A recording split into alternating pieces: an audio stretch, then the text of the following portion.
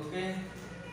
सो आज का लेक्चर में हम क्या करने वाले हैं कि कल जो देखा था ग्राफ के बारे में, ठीक है, तो वो ग्राफ को आज हम एक्चुअली कंटिन्यू करते हैं। उसके रिगार्डिंग ही एक्सरसाइज 3.3 3.4 उसके रिगार्डिंग ही है, तो पहले हम वही कंप्लीट करते जाएंगे।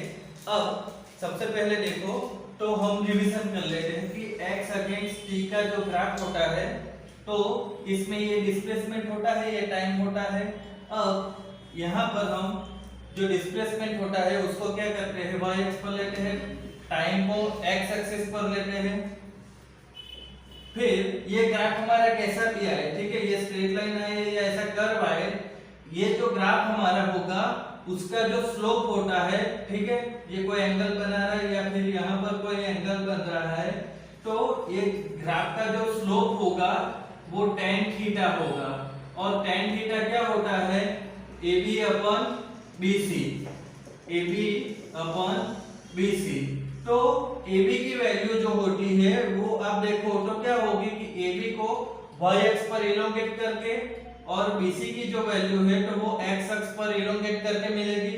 तो y अक्ष पर इसको इलोंगेट करोगे तो ये मिलेगा डेल्टा x, x अक्ष पर इलोंगेट करोगे तो ये मिलेगा डेल्टा y। तो AB की जो वैल्यू होती है वो क्या होगी, डेल्टा x अपन डेल्टा t।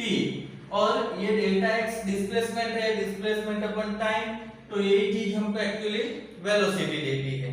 तो वेलोसिटी क्या होगी, actually slope of x against t graph, x against t का जो ग्राफ होता है उसका जो स्लोप होगा वो एक्चुअली वेलोसिटी ही बनती है, ठीक है।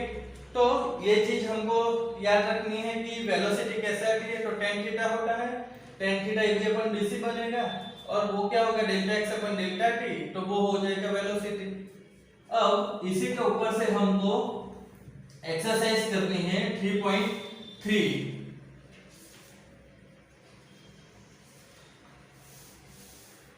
3.3 एक्सरसाइज में क्या बोला गया है कि एक वुमन है जो घर से 9 बजे निकलती है, फिर 5 किलोमीटर पर आवर की स्पीड से चलती है, 2.5 किलोमीटर अवे उसके ऑफिस पर पहुंचती है, वहां पर 5 बजे तक रुकती है, फिर रिटर्न होती है ऑटो से 25 किलोमीटर पर आवर की स्पीड से। तो उसके लिए सूटेबल हमको x अगेंस्ट t का ग्राफ ड्रॉ करना है। ये जो वुमन है उसकी जो मोशन है उसके लिए हमें सूटेबल ग्राफ ड्रॉ करना है x अगेंस्ट t का। तो x अगेंस्ट t का ग्राफ बोला गया है, ये 3.3 एक्सरसाइज है। तो उसमें क्या होगा कि y अक्ष पर हम ले लेंगे x और मतलब डिस्टेंस, और इधर हम ले लेंगे टाइम। अब देखो तो यहाँ पर आप देखो तो सबसे पहले क्या बोला गया है, एक पॉइंट है, स्टार्ट कब करती है 9 AM, ठीक है। तो टाइम जो है यहाँ पर 0 है, तो 0 से यहाँ पर हम ले लेते हैं 9। तो यहाँ पर क्या होगा कि वो स्ट्रेट लाइन रहेगा 0 पर, क्योंकि वो 9 बजे तक घर पे रहती है तो उसका कोई डिस्प्लेसमेंट नहीं होता है, ठीक है। उसके बाद दूसरा क्या है कि वो 9 बजे चलना स्टार्ट करती है, कितना चलती है 2.5 किलोमीटर एट 5 किलोमीटर पर आवर की स्पीड से। 2.5 किलोमीटर वो चलती है और 5 किलोमीटर पर आवर की स्पीड से चलती है। तो 2.5 किलोमीटर उसको ट्रैवल करने के लिए कितना टाइम लगता है, तो यहां से आप देख सकते हो कि v equal to x upon t होता है, तो हमको चाहिए टाइम, वो क्या मिलेगा x बाई v। तो x कितना है 2.5 और v है 5, सो हमको मिलेगा यहाँ पर 1/2, सो दैट इज 30 मिनट। सो यहाँ पर हमको टाइम मिला है। अब देखो टाइम क्यों फाइंड करना है, तो हमको यहाँ पर क्या चाहिए, डिस्टेंस और टाइम का ग्राफ ड्रॉ करना है ना, तो टाइम तो हमको चाहिएगा ही।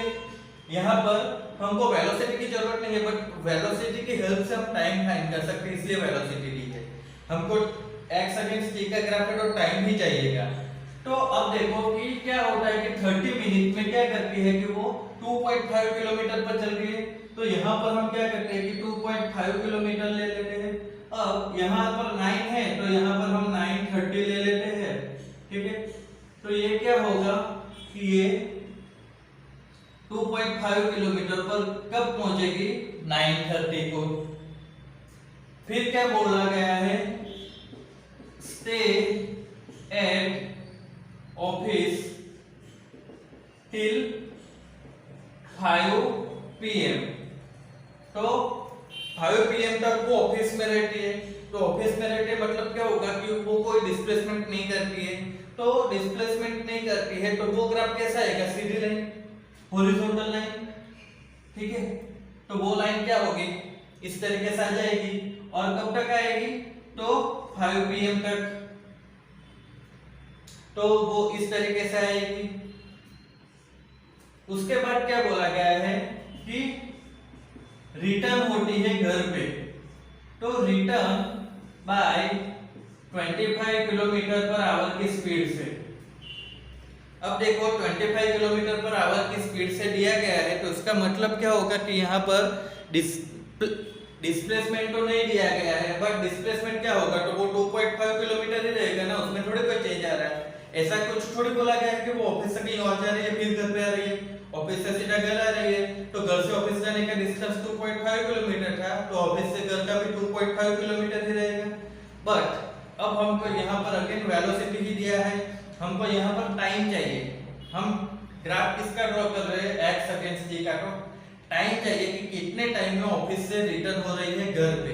तो अगेन हम ये वाला फार्मूला अप्लाई करेंगे, टाइम। अब देखो तो डिस्टेंस तो 2.5 ही रहेगा, बट टाइम क्या हो जाएगा, सॉरी वेलोसिटी 25 आ जाएगा। तो ये आंसर क्या हो जाएगा, 0.1 आवर, दैट मीन 6 मिनट, ठीक है। 1 आवर की 60 मिनट होती है, तो 0.1 आवर की क्या होगी, 60/10, 6 मिनट। तो इसका मतलब क्या हो रहा है कि ऑफिस से घर 6 मिनट में आ जाएगी। तो ये जो ग्राफ होगा वो क्या होगा, इस तरीके से आ जाएगा 5 और उसके ठीक बाजू में 5 और 6 मिनट हो जाएगी। तो इस तरीके से इसका ग्राफ बन रहा है। देखो ग्राफ में कुछ होता नहीं है, एक्चुअली आपको x अगेंस्ट t का ग्राफ बोला है, तो आपको टाइम चाहिए कि कितने टाइम में कितना डिस्टेंस ट्रैवल कर रहे हो, वो आपको पता होना चाहिए। अब आपको टाइम नहीं दिया है और वेलोसिटी दी हुई है, तो उसमें आपको करना क्या होता है कि टाइम फाइंड करना होता है वेलोसिटी के ऊपर से, बस इतना ही होता है। तो यहाँ पर ये ग्राफ खत्म हो गया। अब देखो तो क्या होगा, 0 से 9 घर पे थी, 9 से क्या होती है 5 किलोमीटर पर आवर की स्पीड से 2.5 किलोमीटर ट्रैवल करती है।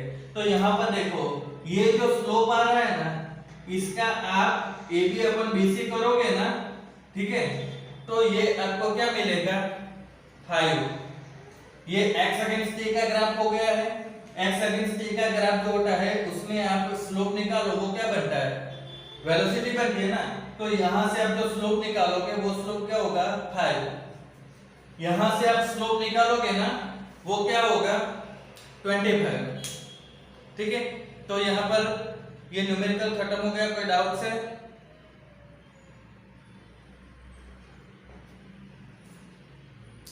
कोई डाउट है, ओके गुड। तो किसी तरीके से एक और न्यूमेरिकल है, वो भी बहुत इंटरेस्टिंग है, वो भी हम देखते हैं 3.4।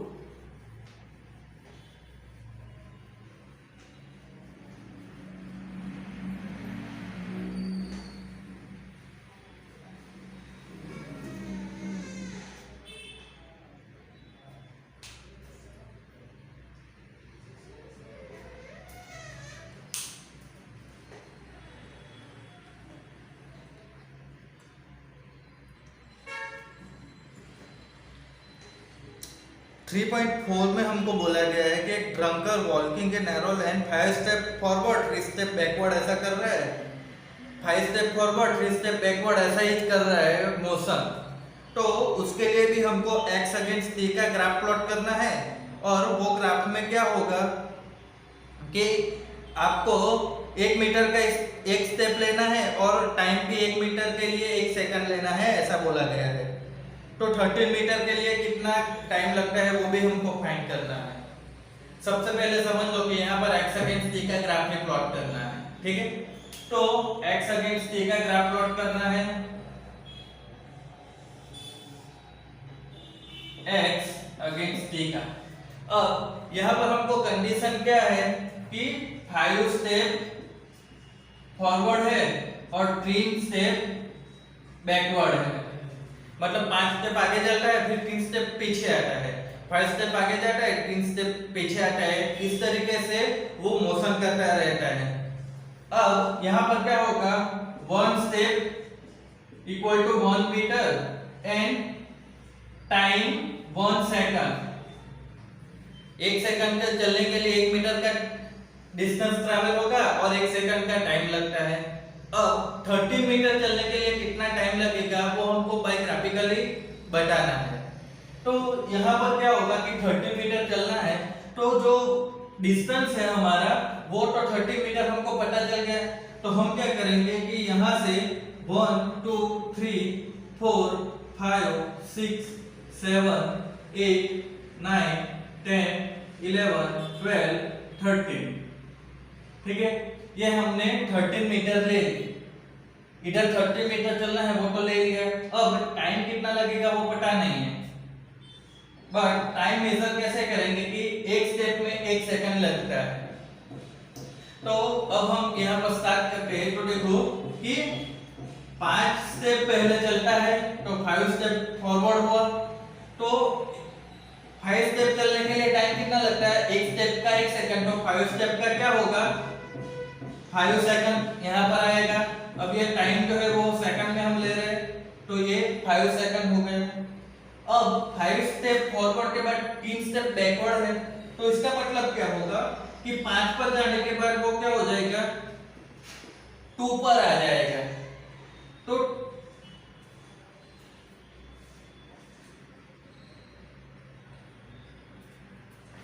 2 पर आने पर क्या हो जाएगा कि वो 3 सेकंड लगेगी, तो 1 सेकंड पहले देखो 5 स्टेप फॉरवर्ड हुआ तो ये 5 स्टेप हुआ, फिर क्या हुआ 3 स्टेप बैकवर्ड है तो ये रिटर्न आ रहा है, तो 3 स्टेप के लिए 3 सेकंड टाइम लगेगा, तो टोटल टाइम क्या हुआ 1 सेकंड लगा।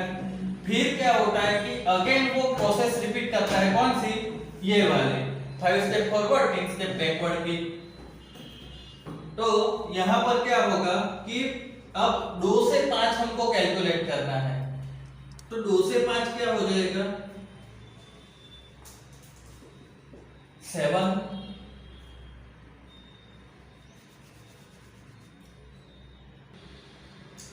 2 से 5 गए तो मतलब 7 हो गया। उसके बाद क्या होगा कि अगेन 3 स्टेप बैकवर्ड, तो 7 से 3 स्टेप बैकवर्ड क्या हो जाएगा 4 हो जाएगा। अब देखो 7 पर गए तो पहले क्या था 5 से 8 से 5 13 सेकंड का टाइम लग जाएगा, और 7 से 3 स्टेप बैकवर्ड तो वो आ जाएगा 4 पर, और उसके लिए टाइम जो लगेगा वो क्या हो जाएगा 13 + 3 16।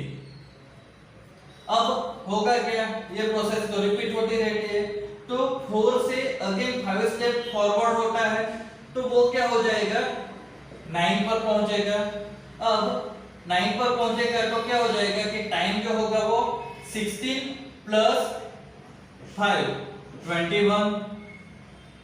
5 स्टेप के बाद अगेन बैकवर्ड तो वो क्या हो जाएगा 6 पर आएगा, तो उसके लिए टाइम लगेगा 24। अगेन 5 स्टेप फॉरवर्ड तो वो क्या हो जाएगा 6 + 5 11 पर पहुंच जाएगा, तो उसके लिए टाइम जो लगेगा वो क्या हो जाएगा 24 + 5 29। वहां से वो क्या होगा 3 स्टेप बैकवर्ड, तो 11 से 3 स्टेप बैकवर्ड क्या होता है 8, तो 8 पर पहुंचेगा तब टाइम क्या लगेगा 29 + 3 तो वो हो जाएगा 32। अब 8 से 5 स्टेप अगेन फॉरवर्ड होगा, तो ये क्या हो गया पहुंच गया 13 पर, ठीक है। तो अब 13 पर पहुंच गया तो उसके लिए टाइम क्या होगा, तो 32 + 5 तो ये 37। तो इस तरीके से क्या होगा कि 5 स्टेप फॉरवर्ड और 3 स्टेप बैकवर्ड की प्रोसेस फॉलो करते हुए 37 सेकंड में वो 30 मीटर का डिस्टेंस ट्रैवल कर पाएगा। तो कोई डाउट है इसमें?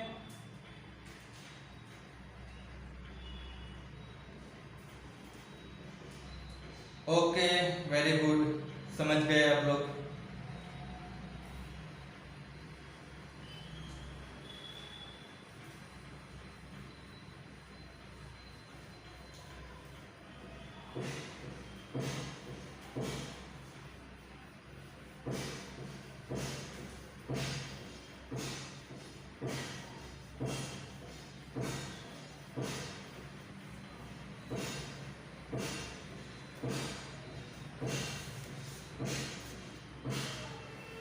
अब देखो, ये हमारा ग्राफ वाला 3.4 था। अब 3.16 जो है डायरेक्ट वो देखते हैं, वो भी ग्राफ वाला ही है। 3.16 इसमें भी हमको अलग अलग ग्राफ ड्रॉ करके दिए हुए हैं।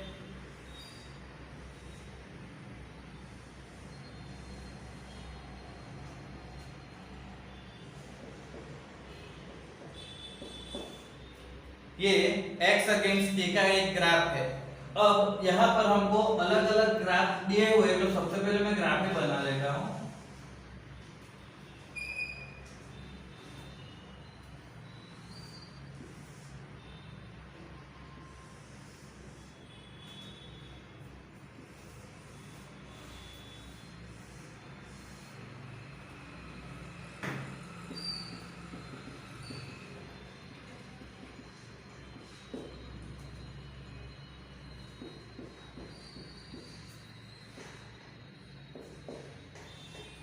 अब देखो, यहाँ पर हमारे पास ये 4 ग्राफ है। अब हमको ये पूछा गया है कि इसमें कौन सा जो ग्राफ है वो वन डायमेंशनल मोशन को रिप्रेजेंट करता है। ठीक है, ये 4 ग्राफ है, उसमें वन डायमेंशनल मोशन को कौन रिप्रेजेंट करता है वो हमको बताना है। तो यहाँ पर आप देखो कि पहले तो ग्राफ को भूल जाओ। ठीक है, ग्राफ को नहीं देखो। वन डायमेंशनल मोशन क्या होगी कि आप देखो तो कोई A से स्टार्ट करके B पर ऐसा लिनियरली जा रहा है तो वो वन डायमेंशनल कहलाएगी। दूसरा क्या हो सकता है, B से स्टार्ट करके A पर आ रहा है तो वो वन डायमेंशनल कहलाएगी। अब देखो तो इसमें क्या हो सकता है कि अगर A से B जा रहा है तो उसकी साइन क्या हो सकती है, पॉजिटिव। B से A आ रहा है तो उसकी साइन हम क्या करेंगे, ऑपोजिट साइन ले लेंगे, नेगेटिव। ठीक है, बट आप देखोगे तो क्या होगा कि ये कोई एक पॉइंट है, वहां पर पार्टिकल इधर और इधर दोनों डायरेक्शन में जा रहा हो, वैसा नहीं हो सकता है। ठीक है, मतलब कि कोई एक ही टाइम पर उसकी दो डायरेक्शन नहीं आ सकती है। यही चीज है, उसकी दो डायरेक्शन होती है पर कौन सी, कि अलग अलग टाइम पर। एक टाइम पर वो इधर से इधर जा रहा था तो ये पॉजिटिव डायरेक्शन थी, अब वहां से ये रिटर्न आएगा तो उसकी नेगेटिव डायरेक्शन भी होगी, बट एक साथ थोड़ी होती है। तो वही चीज हमको समझनी है। तो ये चीज हमको याद रख के सारे के सारे ग्राफ में देखना है। देखो, पहला जो ग्राफ है उसमें हमको क्या दिया हुआ है, x अगेंस्ट t का ग्राफ दिया हुआ है। अब हमको पूछा गया है कि ये जो x अगेंस्ट t का ग्राफ है तो ये वन डायमेंशनल है कि नहीं है। तो वन डायमेंशनल के लिए आप देखो तो क्या होगा, यहाँ पर कोई एक टाइम के लिए आप देखो तो क्या होगा, दो पोजीशन आ रही है एक ही टाइम पर, तो ये पॉसिबल नहीं है। यहाँ पर हमने समझा ना कि आप देखो तो एक ही टाइम पर यहाँ पर भी है और यहाँ पर भी है, तो ऐसा तो पॉसिबल है ही नहीं कि आप एक ही टाइम पर दो जगह पर रह सको। ठीक है, वन डायमेंशनल की बात करें, वन डायमेंशनल ऐसा होता है तो उसमें आप देखो तो ये क्या होगा, एक ही टाइम पर दो दो पोजीशन पर बटा रहा है, तो ये पॉसिबल है ही नहीं, तो ये वन डायमेंशनल नहीं होगा। दूसरा देखो, v अगेंस्ट t का ग्राफ दिया हुआ है। तो v अगेंस्ट t का ग्राफ में भी आप देखो तो क्या हो रहा है कि आप देखो तो ऊपर वाले पोर्शन में क्या होगा, इस तरफ मोशन है, बट ये जब इधर आ जाएगा तो मोशन क्या हो जाएगी, ऑपोजिट डायरेक्शन में। तो आप यहाँ पर देखो कि हम कोई एक t डैश टाइम ले रहे हैं, तो t डैश टाइम पर ऊपर देखो तो राइट साइड और नीचे देखो तो लेफ्ट साइड पर मोशन है। तो वही चीज हमने देखी कि पार्टिकल एक साथ इधर और उधर नहीं जा सकता, एक ही टाइम पर है। देखो ये t डैश टाइम पर उधर भी जा रहा है इधर भी जा रहा है, तो ऐसा तो पॉसिबल है ही नहीं कि एक टाइम पर आप दोनों साइड पर जा सको। तो ये ग्राफ जो है वो भी क्या होगा, वन डायमेंशनल को रिप्रेजेंट नहीं करेगा। ठीक है, ये एक्चुअली सर्कुलर मोशन को रिप्रेजेंट करेगा, ऐसा हो सकता है, ठीक है, पर वन डायमेंशनल को नहीं रिप्रेजेंट करता। फिर इधर देखो स्पीड अगेंस्ट टाइम का ग्राफ दिया हुआ है। अब आपने पढ़ा है कि जो स्पीड है ऑलवेज ग्रेटर देन और equal to velocity, but speed जो है वो क्या होती थी, डिस्टेंस अपॉन टाइम, और वेलोसिटी होती थी डिस्प्लेसमेंट अपॉन टाइम। तो जो डिस्टेंस होता था, डिस्टेंस वो क्या होता था, ऑलवेज पॉजिटिव होता था, तो स्पीड जो आएगी वो भी ऑलवेज पॉजिटिव आएगी। बट इधर आप देखो तो ये जो पोजीशन है, ये जो पोजीशन में यहाँ पर आप देखो तो स्पीड क्या हो रही है, स्पीड यहाँ पर 0 है, तो ऊपर रहेगी ये वाले पोजीशन पर स्पीड पॉजिटिव है, ठीक है, यहाँ पर स्पीड पॉजिटिव है, ठीक है, बट यहाँ पर स्पीड क्या हो गई, नेगेटिव। तो स्पीड नेगेटिव नहीं हो सकती, तो मतलब ये वाला ग्राफ भी नहीं होगा, कैंसल। अब लास्ट में हमको क्या दिया हुआ है, पाथ लेंथ और टाइम।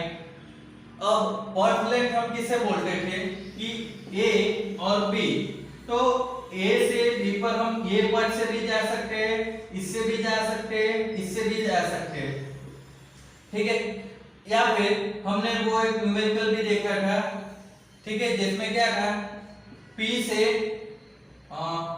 O से P पर जाता है, ठीक है, तो वो पाथ लेंथ हमारा 360 जितना था। फिर P से Q पर आता था 240 पर, तो उस वक्त हमारा जो पाथ लेंथ होता था वो क्या हो जाता था, 360 प्लस 120 हो जाता था, मतलब हम उसको ऐड करके 480 ही लाए थे। बट हम डिस्प्लेसमेंट की बात करें तो वो डिस्प्लेसमेंट हमारा 240 आया था, ठीक है, ये एग्जांपल 3.1 की बात कर रहा हूं।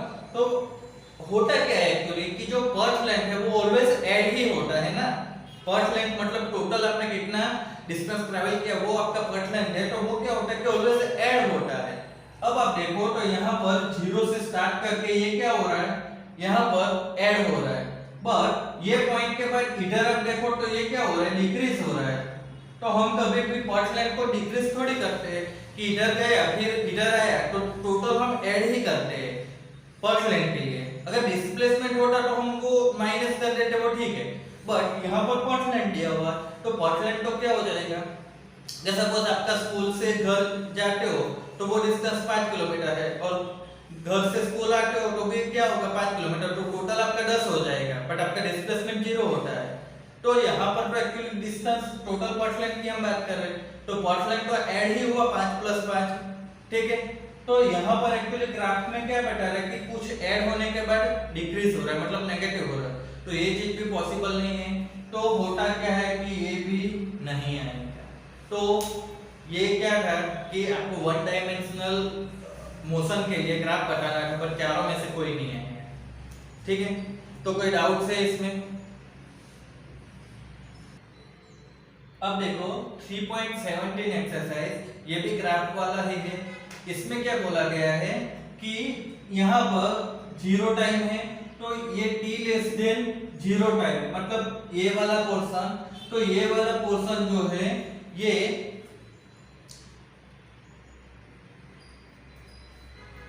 स्ट्रेट लाइन और t ग्रेटर देन 0, t यहाँ पर 0 है तो ये t ग्रेटर देन 0 हो गया, तो ये पैराबोला। आपको ये बोला गया है कि ये जो ग्राफ है, ये ग्राफ इस तरीके से दिया हुआ है, तो क्या हम ऐसा कह सकते हैं कि जो भी मोशन हो रही होगी वो t less than to 0 time में स्ट्रेट लाइन और t ग्रेटर देन 0 टाइम में पैराबोला शेप में मोशन हो रही होगी, ऐसा हमको पूछा गया है। तो क्या हम ऐसा कह सकते हैं ग्राफ के ऊपर से?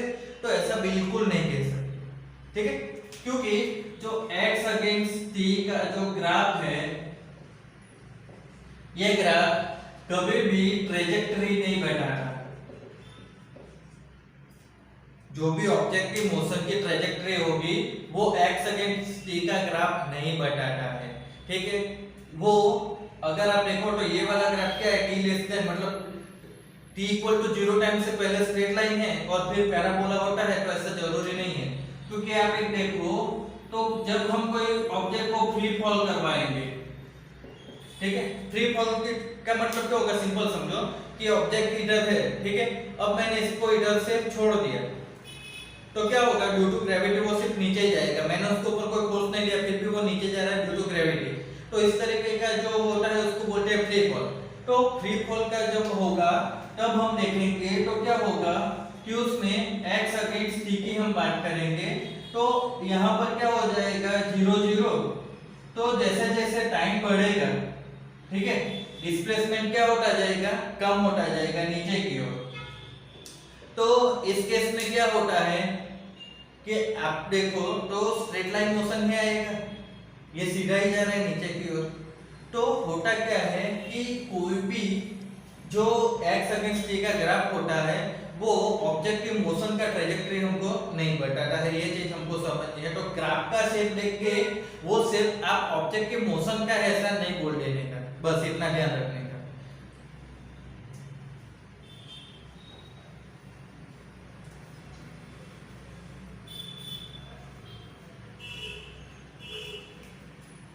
उसके बाद देखो 3.21,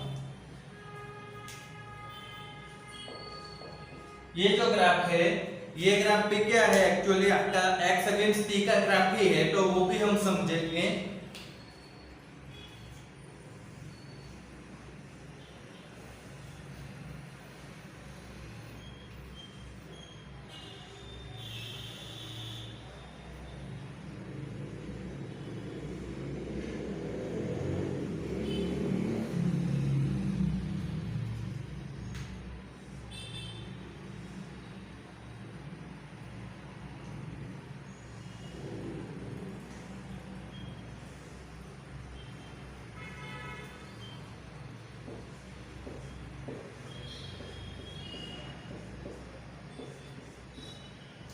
यहाँ पर हमको 1 2 और 3 ये टाइम है और ये x है।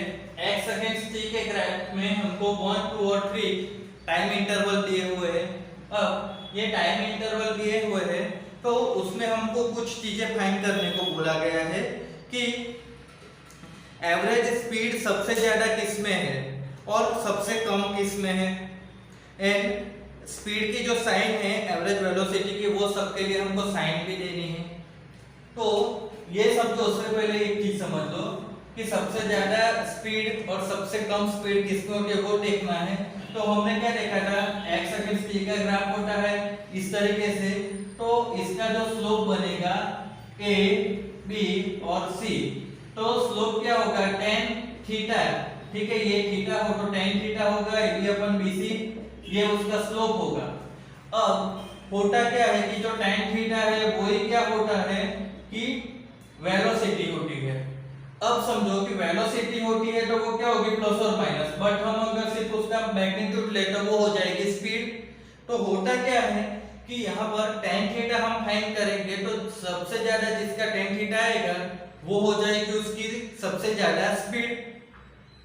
तो आप देखो तो इधर इसमें देखो तो स्लोप इतना है, इधर देखो तो स्लोप इतना है और नीचे देखो तो स्लोप इतना है। अब आप देखो तो होता क्या है कि ये इतना है, ऊपर वाला इतना है और नीचे वाला इतना है, ठीक है। तो हम क्या कर रहे हैं कि सबको पैरेलल एक एक्स एक्सिस को इसके पैरेलल एक हम एक्स एक्सिस ड्रॉ कर रहे हैं, ठीक है।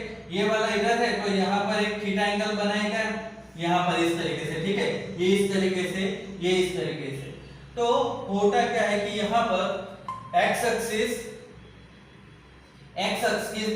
अक्ष के साथ जो सबसे ज्यादा एंगल बनाएगा वो क्या हो जाएगा, उसका जो वैल्यू आएगा वो सबसे ज्यादा tan थीटा का वैल्यू होगा, तो उसकी जो स्पीड होगी वो सबसे ज्यादा होगी, ऐसा कहेंगे। अब देखो तो यहाँ पर जो पहला वाला इंटरवल है वो इतना एंगल बनाता है, दूसरा वाला इतना बनाता है और तीसरे वाले में आप लोग कंफ्यूज हो जाओगे। यहाँ पर जैसे आप इस तरीके से थीटा बना दोगे तो क्या हो जाएगा कि वो रॉन्ग हो जाएगा, बिकॉज जब भी हमने बात की थी तो जो एंगल होता है वो किसके साथ लेना होता है, तो वो एक्स अक्ष की पॉजिटिव साइड के साथ लेना होता है। तो यहाँ पर देखो आपने इस तरीके से बनाया, आपने इधर ले लिया तो ये तो एक्स अक्ष की नेगेटिव साइड हो गई, हमको एंगल लेना है ये वाला। तो सिंपल पता चल गया सबसे ज्यादा एंगल किस में है, थर्ड इंटरवल में। तो होता क्या है कि सबसे ज्यादा स्पीड इसमें आएगी। ठीक है, अब हम यहाँ पर स्पीड की बात करें तो हमको यहाँ पर डायरेक्शन नहीं लेना है कि भाई ये वाला ऊपर है, ये फर्स्ट वाला ऊपर है, सेकंड वाला ऊपर है, तो ये पॉजिटिव है तो नेगेटिव है तो वैल्यू कम हो जाए, नहीं, हम स्पीड की बात कर रहे हैं तो स्पीड में डायरेक्शन की जरूरत नहीं होती है, इसलिए सबसे ज्यादा स्लोप आएगा वही सबसे ज्यादा स्पीड बन जाएगा।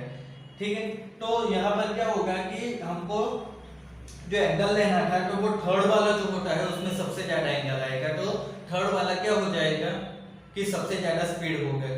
अब सबसे कम वाला किस में पूछा गया है, तो आप देखो तो सबसे कम वाला किस में है एंगल, इसी में आप देखो तो ये θ1 θ2 और θ3, तो θ3 सबसे मैक्सिमम आया और θ2 सबसे कम आया, तो सबसे कम स्पीड किस में रहेगी, तो सेकंड इंटरवल में रहेगी, इसमें क्या हो जाएगी सबसे लीस्ट और इसमें क्या हो जाएगी ग्रेटेस्ट। ठीक है, अब हम बात करेंगे वेलोसिटी की, तो वेलोसिटी क्या होगा, वेलोसिटी भी इसी तरीके से मिलेगा हमको। ठीक है, वेलोसिटी भी इसी तरीके से मिलेगा, बट हमको सिर्फ साइन कंसीडर करनी रहेगी।